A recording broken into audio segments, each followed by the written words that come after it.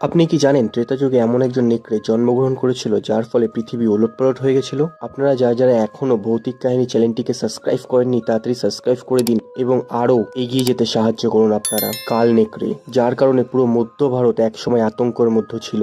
ওই সময় সমদান্তক নামের এক জঙ্গল ছিল এবং সেই জঙ্গলে ভূত, প্রেত, রাক্ষস আরো অনেক ধরনের ভয়ঙ্কর জীবজন্তু বাস করত। পূর্ণিমা রাতে এই নেকড়ে কত ঋষিমুনিকে যে হত্যা করেছে তার কোনো হিসাবই নেই এবং এর কাছে এমন এমন ক্ষমতা ছিল যে ভবিষ্যৎ দেখতে পারতো এবং ভবিষ্যতে পেছনে গিয়ে সেটিকে বদলাতেও পারতো। কিন্তু এক রাতে সমস্ত কিছু বদলে যায়। ওই জঙ্গলের পাশ থেকে কিছু ঋষিমুনি যাচ্ছিল এবং সেই নেকড়ে তাদেরকে হত্যা করে, কিন্তু তাদের মধ্যে একজন মরমর অবস্থায় তাকে অভিশাপ দেয়। সে আসছে। নেকড়ে জিজ্ঞাসা করে কে আসছে, যার ধনুকের আওয়াজে পুরো পৃথিবী কেঁপে যায়। যে স্বয়ং বিষ্ণুর অবতার, যাকে মৃত্যুও ভয় পায়। সে তোকে ধ্বংস করতে তোরই জঙ্গলে আসছে।